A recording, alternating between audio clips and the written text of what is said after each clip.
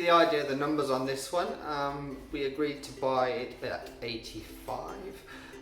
Buying costs were about 3,000, thereabouts, stamp duty, etc. Refurb came in about 20, and we have sold it at 138. Which is a little bit more. When we started, we expected to get around 130, so quite happy with the 138. Now on paper that sounds like a really good profit, but some of the challenges that I mentioned earlier revolved around the way we bought this property.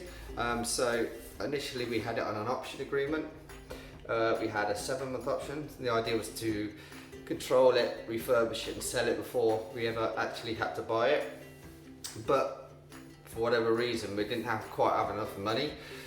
So what we did, we thought we would put a 50% bridge against another house that we owned, which was unencumbered. Thinking that would be easy, thinking that would be quick, thinking that would be like 4 weeks, but it actually turned out to be more like 4 months. So by the time that bridging finance came through to help us complete this project, our option agreement was very, very close to expiring. So the original plan was to sell it before the option expired. Unfortunately, we had to end up buying it as well.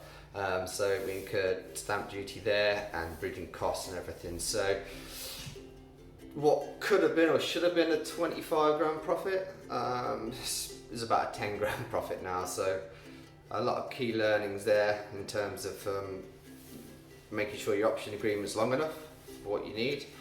And the problem with the bridging finance was part of the bridging contract was that there's something in there, a little clause in there which says that the bridging company has control over that property which they bridged against, but also any future assets that's within that company, which is apparently is standard, but I didn't know that, and my assistant didn't point out either.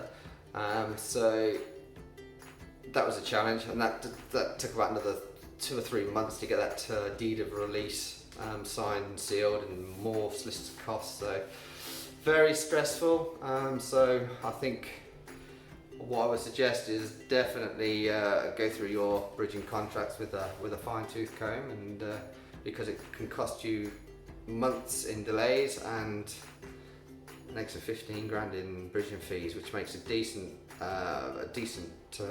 refurb project like this turn into a pretty fruitless exercise, really, truth be told. So yeah, you got to be very careful with the small print, but we live and we learn, don't we?